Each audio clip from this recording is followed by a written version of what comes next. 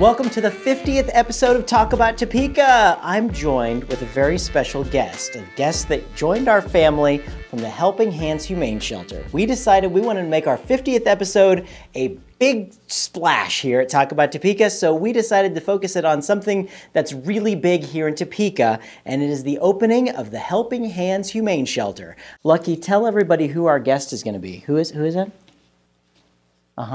Okay. Lucky tells me it's Bill Acree, the Executive Director of the Helping Hands Humane Shelter on this show.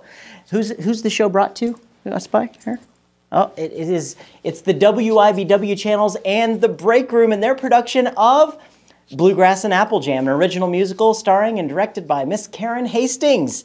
Sit back, relax, and enjoy this episode because Lucky says it all starts right now.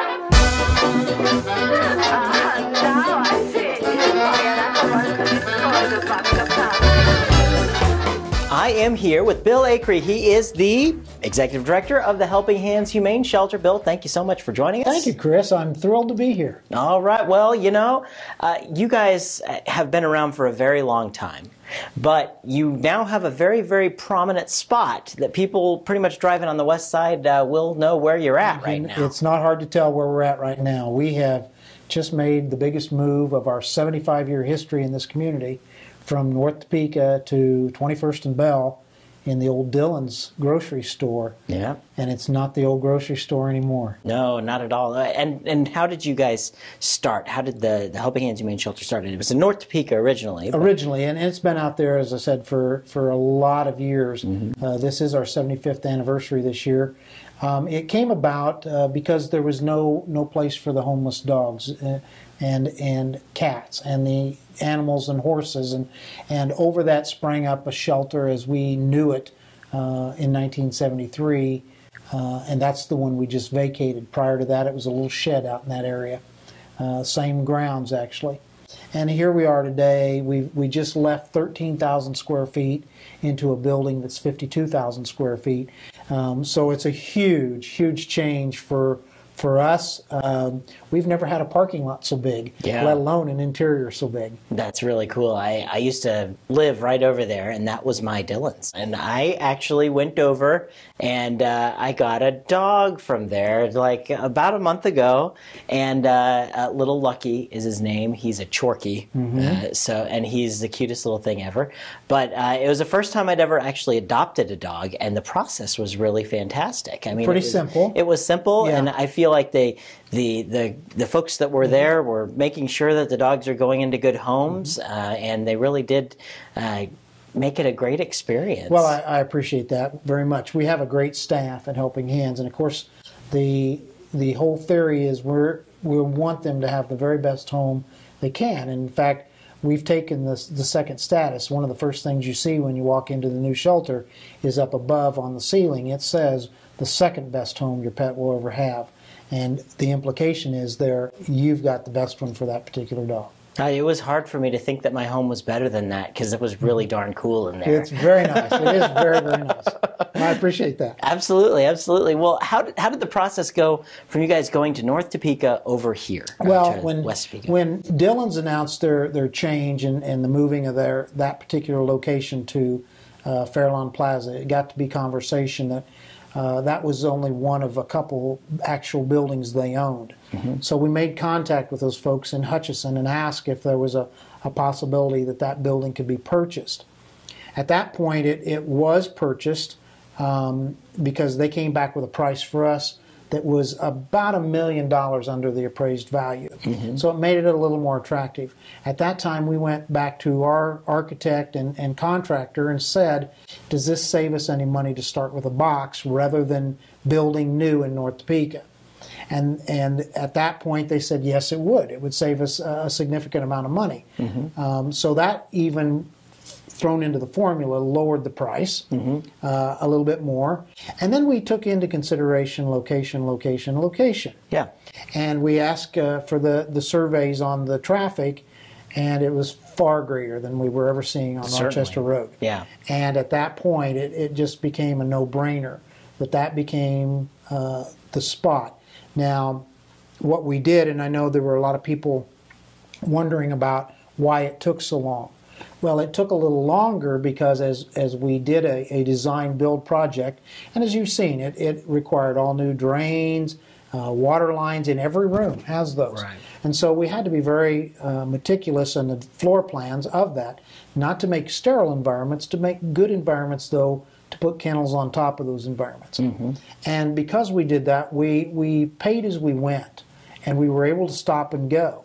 And the result of that is a $7.2 million project that has no debt and no mortgage on it. Wow. Yeah. And that's the really cool part is that a lot of people would love to build a $7 million home for their animals and not have any debt, but that doesn't happen very often. No. And it did in Topeka as a result of the kind generosity of the folks in Topeka, Shawnee County, and Northeast Kansas. They came through and said, you know what, we really believe this is going to happen. And it did as their help. Yeah, it's a shining example of one of the many wonderful things that have been happening in Topeka recently. Just people coming together. I know it was amazing to watch, to drive by it for so long, and to see that you guys had the little thermometer in the front, and you see the cash going up. The cash going up, and it was awesome. Well, it is, and we've extended this branch out, and actually the new signage that's going up this next week or so, it's going to say Helping Hands Humane Society, the Northeast Kansas Animal Resource Center,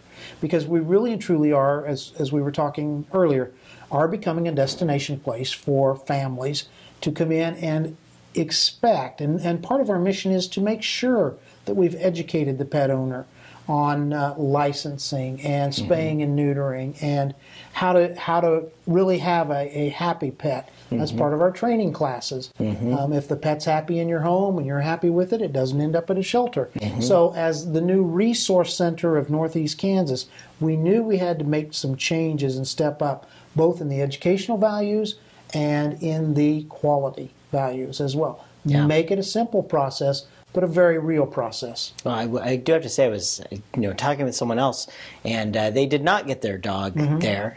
They paid high dollar for their dog, and they were never told that they needed to have a city license for their dog, that they needed to go register their dog. And they had all the shots and everything was fine, but they were never told that. They never knew, and how were they to know? And I was explaining how in this packet of information I got from them, not only was there training tips and everything, but there was actually one of the applications in there. It told you how to go do it and be a responsible pet owner. And I thought that was a really cool add-on. It is. Again, that's part of what we should be doing as a resource center, as your shelter in the community. We should be helping to educate everyone from your age, older, and the children. One of the things that we're going to be doing is bringing young people into the shelter. We have an education room, and we want to talk to them about those responsible pet owner things. I've been the dad that's had kids come home from their field trip, and I know what the conversations are like at the supper table. And I want those children going home and telling Dad, hey, we need to talk about Fido and make sure that we've got identification in case he gets away. And we need to make sure to go to the shelter to check and see if he's there, because it's important. A lot of people don't realize that we have a lost and found department, so we need to educate the community and this part of the country that we do. And it's very important to come find that lost pet. Absolutely. They miss you as much as you miss them. That's the truth, and I know a lot of pets do end up there. Absolutely, I mean, they do. This is the sad, tragic part for a community our size. We take in between 7,000 and 9,000 animals a year. When we built the shelter, I of course have a network of directors I talk with across the country, and all of them that have done this ahead of us said, Bill, be ready, because your intake will go up about 30%. And that happened to us in the first couple of weeks. We saw a tremendous rise for the January, February time element. We saw a tremendous rise for the time of year. It's winter. People should have their pets in the house. And suddenly we're seeing a lot of them come in. But the reasoning is it's very nice. And people in a bad economy and tough times don't really sometimes have a problem giving it up when it's really, really nice. Yeah. And that's hard. It's something that's very difficult for us to understand. We just went through a seminar, and one of the things that I've told a lot of Topekans in all the tours we've done is we are an open door shelter. And I would much rather take that animal in at the shelter in the lost and found area than have it wandering the streets, running the risk of being run over on the interstate, or dumped in North Topeka for the coyotes to deal with tonight. So we are trying to take the attitude to say thank you a little more. If you can't keep it, we want to be that resource, because it's important that we are able to provide warmth and food and care for it until we can find it a new home. Well, and even thinking about the economy and say, folks having a hard time taking care of their animals, and then thinking about that with the fact that you guys raised the $7 million, to make this in a bad economy, I think that speaks volumes for the folks here in Topeka. It absolutely does. As I told you earlier, a lot of people have said, "Well, aren't you proud?" And my answer is yes. We're very, very proud of what we accomplished. You should be, yeah. But we want Topeka to be proud, and Northeast Kansas, Shawnee County, because a lot of folks, we've said this all along, Chris. $20 will make a difference. It makes a huge difference. I've been on a real mission lately with 170,000 people. I think the paper said the census the other day was 178,000. If every one of them gave $20, look at the difference it would make. And because 20s come together, it is a huge amount of money that makes a difference. And I love Topeka, and I've been in Topeka for 13 years. And the one thing that I've known from day one, it is one of the most caring communities in all of the state when it talks about charities, because there are a lot of charities in this town to support, and every one of them does well because their community backs it. And that's incredible. I love that. It's really a warm feeling with the people in Topeka, especially when you're talking about puppies and kittens. Well, they don't. The hardest part of my job is they can't tell me where home was. And Lord knows, I've asked many, many times, where did you come from? Where did you run away from? We'll call mom and dad for you. But they can't answer that question. If there's no tag or no chip, we're kind of out without resources there, because they can't talk. So I like to believe that I became their spokesperson 2.5 years ago as the director, and have the opportunity to go out and tell people, look, I'm raising money for this cause because we've got 300 residents tonight that can't tell us where home is, except it's at 21st and Bell now, and that's about all they know. And we have to make that the very best home that they've got, the second best home until you come along. Yeah, that's right. I want to talk a little bit about the process of getting an animal adopted, and to kind of run through the line of if I walked in the front door, what could our viewers expect if they wanted to adopt a pet? Well, first of all, we tell everybody that it changes every day, because we are under the laws of the state of Kansas, under the Pet Animal Act. We are a licensed shelter in the state of Kansas.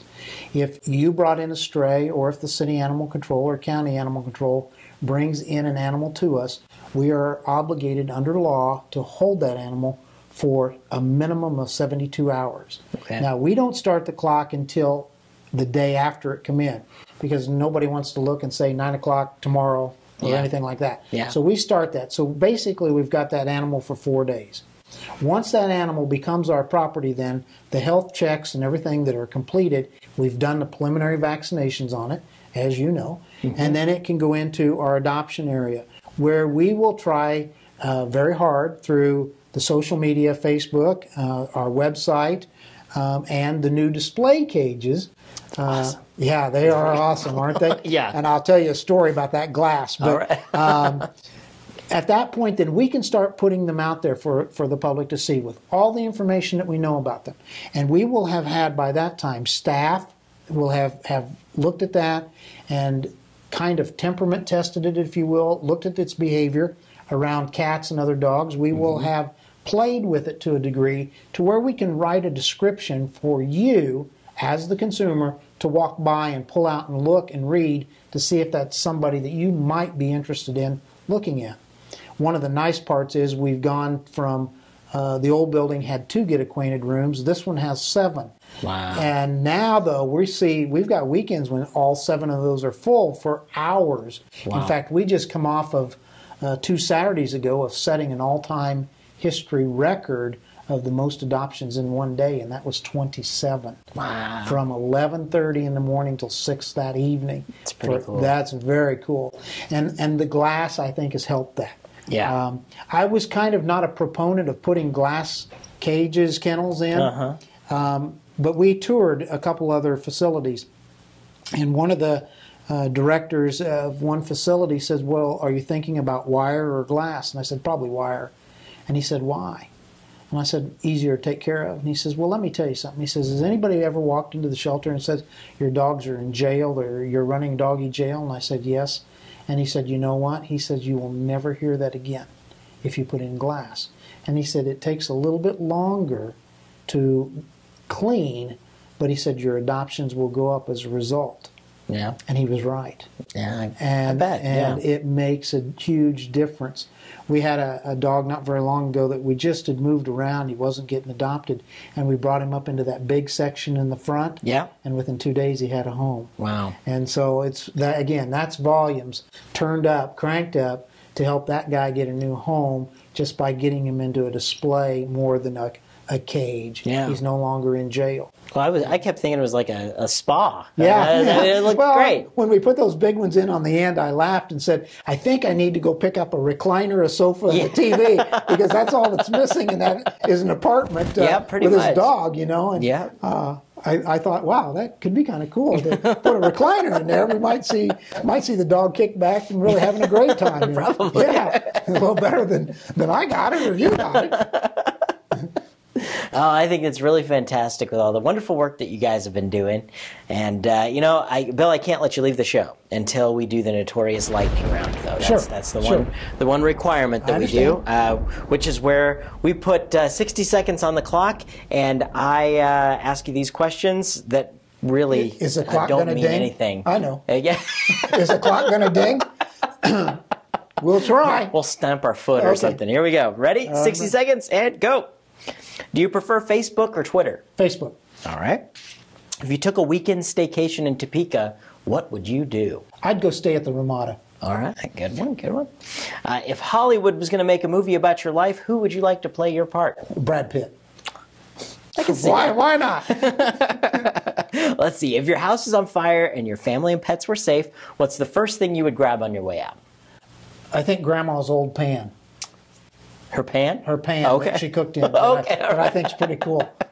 All right, I can see it. And summer's just around the corner. Do you prefer to be on the boat or in the water? Do I have to do either? How about on the beach? I'll take that one. That's a pretty good answer. And what's the first thing you would buy if you won the big lottery?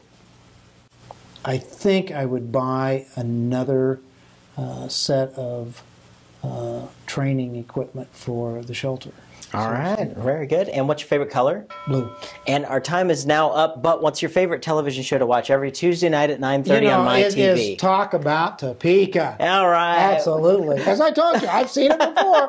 Love it. Bill, thank you so much for joining Chris, us. I appreciate it so much. Keep up all the fantastic work that you guys are doing. Thank you. It means a lot. Shelter. I appreciate the time and the opportunity. Absolutely. Come back anytime anything changes. We're here for you.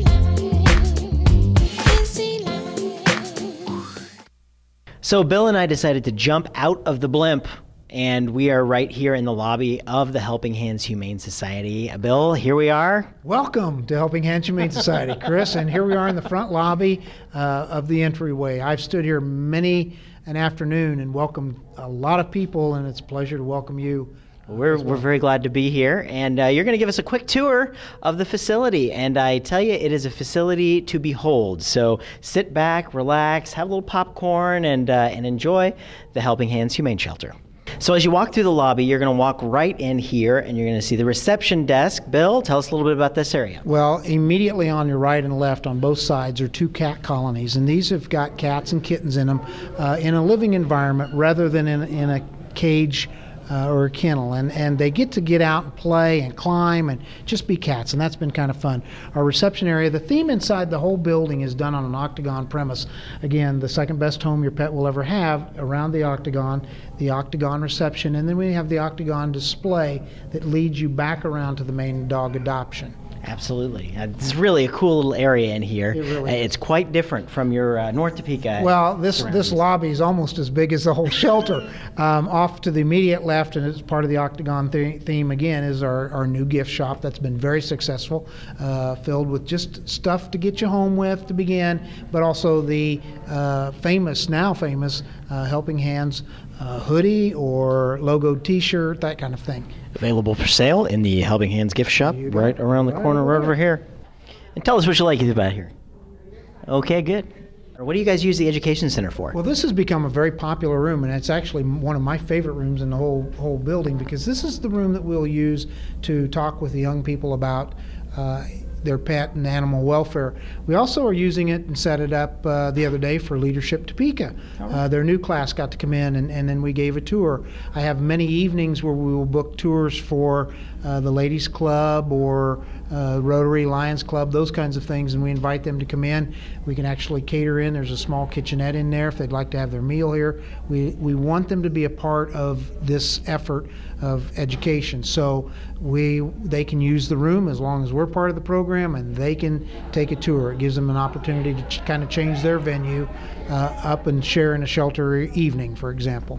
So we got the truth about cats and dogs over here. We're in the cat condo section. Tell us a little bit about this. Well, these are really their apartments, and it's really been nice for us because, again, behind the glass, we see they come to the front so that they can show themselves off, and that's really helped cat adoptions increase in the time that we've been here. The really cool part is their litter pan tray is behind this porthole. You and I don't have to see it, but they have easy access from inside. And they can take care of business without having to worry about it in their living quarters. If we have two cats that get along, we can pull the floor up from the top one and they can actually share, which just makes their apartment even bigger. The dogs need to get out of the building and come out and get some fresh air and just play. This is part of what was a little bit of a controversy, but we settled that with the neighborhood. We put a wall up so there's no sound going over there, and we've got everybody out here is always monitored. This is drain system underneath this so that we can wash and disinfect it. It is turf, so it doesn't need mowing or weeding. There are 5 individual little get acquainted areas so we can play outside with, again, a couple and see how they get along, or we can come over on the big side and we can actually play fetch and ball out here without any trouble, and it's a lot of fun to watch them get out and play. We went from one desk in the front lobby that everybody had to share and trip over customers, and everybody's business was everybody's business out there, and that just didn't seem right. So in the new shelter, we put 5 cubicle units in, and each counselor has their own station, their own computer where they can do the paperwork behind the cubicle so that the dog you adopted was your business and all the transaction was your business. And of course, when I got my dog, it was really cool when they wrote my dog's name right up on the board and just made me feel like he was adopted and he's ready to go home. 15, it looks like, today alone. That's a good day. Not bad when we still got a little time left in the day. And that's a Monday, because it's the dog room, and I'm kind of a dog person. Max is a cat person behind the camera, so I can't say anything about cats because he'll turn the camera off. But we do have some wonderful kennels in here. I think these are great. This is the glass that you were talking about. This is exactly the difference that it makes, and these kids just show so well. Do you notice how quiet it is? Yeah. They can see out and they don't feel like they've been captured, so they're content. They're very content, just waiting to tell somebody, hey, I'm here and I could go home with you. In this room we put the life planter, Jackson's, there's your commercial. Jackson's greenhouse comes in and changes this out for us, and we're thrilled that they are sponsoring this for us. It makes such a huge difference. But the dogs are much more content. They know that this is kind of where they need to be for now. It is warm in the winter. Out there it was hot in the summer. We had to buy ice to keep them cool and put 20 pounds block of ice in every kennel when it got above 80, only to watch it melt and go down the drain. Well, in here we have air conditioning for the summer, and we're not ready to turn it on quite yet, but we will when it's time. The other thing we've done is the air in those cat condos is different than the air in here. The air goes up through a filtration system in here and cleans out all those airborne viruses, and then comes back as good, clean air. So these kids are healthier when they leave here. This place does not smell like it has a room full of dogs in it. Absolutely really doesn't. not. We're over here on the east side, directly across the street from Topeka West, behind the Quick Shop. And you can come in on the Bell entrance side. It will say admissions lost and found.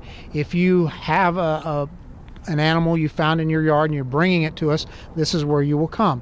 If you are looking for your lost pet, this is the entrance you will come into as well. The staff here will take you to that stray area that we talked about, of that 4-day time period, and let you look to see if your dog or cat would be here. So we've just stepped in the doors of the admissions area, and you know, some folks, they have to give their pets up, and this is where they would come. Tell us a little bit about that process. If it is one that's given up by the owner, then we can immediately go to the adoption process with that animal. We're going to ask them to fill out some paperwork, give us a little history that will only help us get the dog adopted. The more honest those are, the quicker that will help us. If it's a stray and we don't know anything about it, again, will be given that immediate first set of vaccinations to help protect it in the shelter. You know, a lot of people sometimes say, well, my dog's current on its shots. Well, you know what? He couldn't tell us that. So we want to just take all the precautions and make it just a little bit safer for them while they're here. If you call us tomorrow morning and say, you know, I'm missing my dog, it's brown and white German Shepherd, do you have one? We'll always suggest to you it's a good idea to come and look, because you might have said brown and white and we might have actually written it down as white and tan. Mm-hmm. So we always encourage people to go ahead and come down anyway, just to make sure. So this is like the pet gymnasium in here. This is really awesome. And we did mention earlier the room back in the back. That is the old pharmacy. That's about the only thing you're going to recognize about the old Dillon's grocery here. store. That's the only room that we left, and it has no resemblance inside to the pharmacy anymore because it's now an office area. But this is going to be known as our engagement center, where we actually engage Northeast Kansas in animal welfare. Fun times. This is the training room, and today we're set up with the agility course in here, and those are a revenue source for the shelter and helping pay the light bill, etc., etc.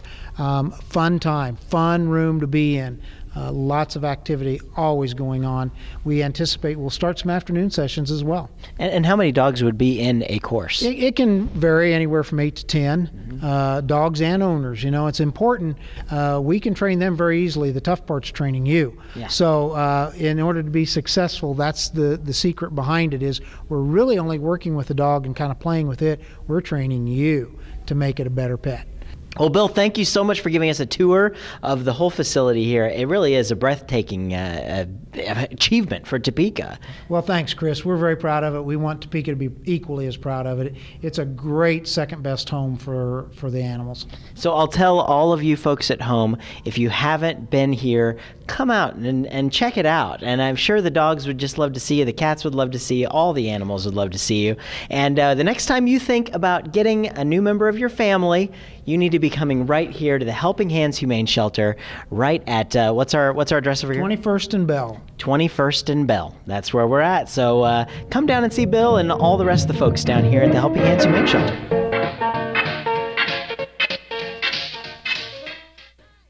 Thanks again to Bill Acree and the staff who allowed us to interrupt their workday at Helping Hands. This episode is sponsored by the WIBW channels and Bluegrass and Apple Jam, an original production showing this April at the Break Room's Gourmet Cabaret Dinner Theater. Remember to check out the Topeka newsletter, our master list for all the public events happening in Topeka.